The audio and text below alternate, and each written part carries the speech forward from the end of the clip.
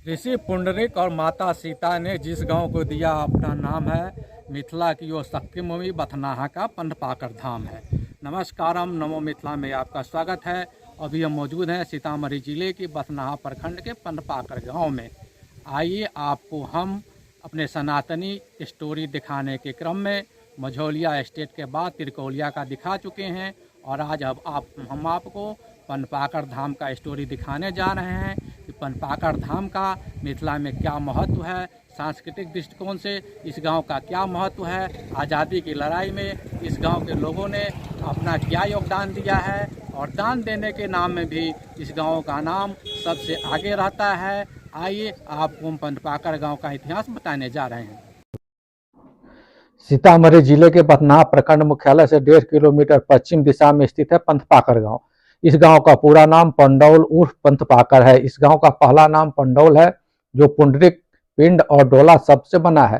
पुंडरीक शक्ति पीठ आश्रम के पीठाधीश्वर उमेशानंद कहते हैं कि पुंडरीक ऋषि का आश्रम 15 कोस में फैला था। पंडौल गांव से सटे पश्चिम और उत्तर की दिशा में जो आज कमलदा गांव का इलाका है, वहां विशाल सरोवर था जिसमें कमल के फूल खिलते थे। पुंडरीक ऋषि भगवान विष्णु की पूजा करने के लिए कमल का फूल लेने जाते थे। पंडौल गांव का भाग ऊंचा था, वहां बैठकर वो घंटों भगवान विष्णु की आराधना करते थे। मिट्टी के ऊंचे अठोट स्थान को पिंड कहा जाता है। पुंडरीक, पिंड और डोला शब्द से पंडौल शब्द की उत्पत्ति हुई है और इस इलाके का नाम पंडौल पड़ा। पुंडरीक ऋषि के कहने पर ही माता सीता की डोली यहाँ रखी गई थी, क्योंकि माता सीता तो उन्हीं की पुत्री थी। उन्होंने राजा जनक को कोई संतान नहीं होने के कारण उन्हें माता सीता को सौंप दिया था। यही कारण था कि माता सीता की डोली यहाँ रखी गई थी और आज भी माता सीता इस स्थान पर पिंड के रूप में विद्यमान है। माता सीता इस रास्ते से अयोध्या गई थी और यहाँ विशाल पाकर का पेड़ था, जिस कारण इस स्थल का नाम पंडपाकर पड़ा और इस गांव का नाम पंडौल उर्फ पंडपाकर कहा जाने लगा। 15वीं शताब्दी में इस इलाके पर मझौलिया स्टेट के राजा उदित सिंह का कब्जा हो गया। उन्होंने इस इलाके के देखरेख की जिम्मेदारी पंडौल निवासी रघुवर ग्वाला को दी थी। मुजफ्फरपुर जिले के औराई प्रखंड के उखड़ा गांव में जमीनी विवाद को लेकर दो भाइयों के बीच खूनी संघर्ष हुआ और इसमें एक भाई की हत्या कर दी गई। मृतक भाई की विधवा पत्नी और अपने 2 बेटे अभिलाख शाही, बेजलाख शाही और नौकर के साथ पंडौल गांव आई और उदित सिंह से मदद मांगी। उदित सिंह ने उन्हें पंडौल गांव में रहने की व्यवस्था कर दी। भरा होने पर दोनों भाई की शादी हुई, पर किसी को संतान नहीं हो रहा था। तब दोनों भाइयों ने माता सीता की आराधना की तो माता सीता ने स्वप्न दिया कि वह उसके गांव में पिंड के रूप में विद्यमान है, उसे ढूंढे और उसके स्थल की साफ सफाई कर पूजा अर्चना करे और उनके स्थान के आसपास आकर बस जाए। दोनों भाइयों के ढूंढने पर माता सीता वर्तमान स्तर पर मिली। दोनों भाइयों ने माता सीता के आदेश का पालन किया और स्थल के समीप बस गए। उसके बाद दोनों भाइयों को संतान हुआ और आज गांव में करीब 150 घर शाही परिवार का विशाल परिवार बन चुका है। पंडपाकर गांव के लोग भक्ति के साथ ही आजादी के आंदोलन में अग्रणी भूमिका निभाई थी। वहीं दान देने के मामले में भी अव्वल रहे हैं। आजादी की लड़ाई में 42 के आंदोलन में इसी गांव के राम प्रताप शाही ने एसडीओ के कार्यालय पर सबसे पहले तिरंगा झंडा फहराया था और ब्रिटानी हुकूमत को खुला चैलेंज दिया था।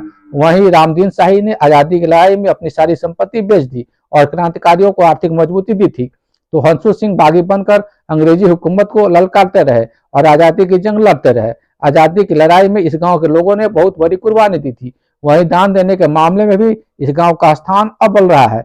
आजादी के बाद इसी गांव के जयदेव शाही ने आपातकाल में सरकार को 38 एकड़ जमीन दान में दिया था, तो उनके पुत्र गौरीशंकर शाही ने अपने परिजनों के मठ की 25 एकड़ जमीन दान में दिया और खरबी में जवाहर नवोदय विद्यालय की स्थापना करने में मदद की। आइए जानते हैं क्या कहते हैं ग्रामीण।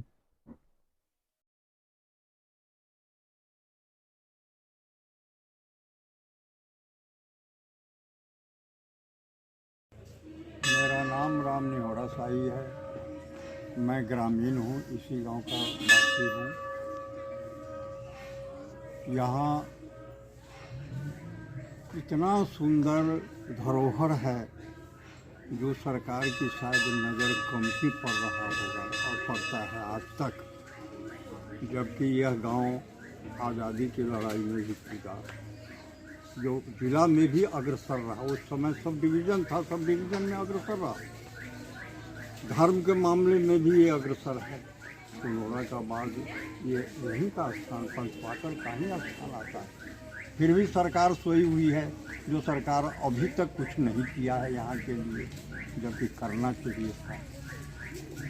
यहाँ के लोग आज़ादी की लड़ाई में अपनी संपत्ति को भी बर्बाद किए, सरकार को, अंग्रेज सरकार को जुर्माना भी दिए और यातनाएं भी सहे। फिर भी ये सरकार इस गांव के तरफ में कोई ध्यान नहीं दिया।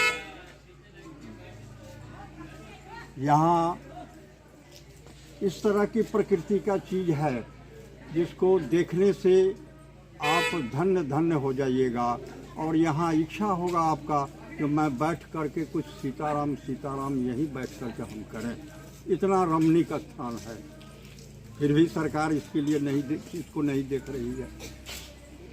बड़ी दुर्भाग्य की बात है, बहुत अफसोस है कि इतना साबुत होने के बावजूद भी सरकार के आंख पर पट्टी पड़ी हुई है, जो पट्टी खुल नहीं रही है। इसके लिए मुझे बहुत कष्ट है, और हम ग्रामीण वासियों को भी कष्ट है इसके लिए। यहाँ राम परशुराम संवाद भी हुआ है। बता दिल जाओ। गौरी शंकर शाही, घर पंथपाकर। जी बताया जाओ अपने गांव के जो स्थापना भेलै केना भेलै, पंथपाकर गांव के कहानी कुछ बताया जाओ। पंथपाकर गांव के जहाँ तक कहानी के सवाल है तो हम सब तो उम्रदराज आदमी छी, जे सुनले छी से बतबै छी। गांव तो सब जगह पहले से रहे, लेकिन भगवान श्री रामचंद्र जी के जे शादी भेलन तो वहाँ से बारात जे चलन तो 12 कोस पर बारात पंथपाकर में विश्राम करके वही दिन यहाँ वही के बाद यहाँ राम परशुराम संवाद भी भेलै, जैसा रामायण में बतायल जाइ छै। वही दिन से इस जगह के नाम भेलै पंथपाकर धाम। सनातन और मिथिला से जुड़े खबर को देखने के लिए हमारे चैनल नमो मिथिला को लाइक करें, कमेंट करें, शेयर करें, और हाँ, सब्सक्राइब करना ना भूलें। सब्सक्राइब कर अपना आशीर्वाद जरूर दें। जय सनातन, जय मिथिला।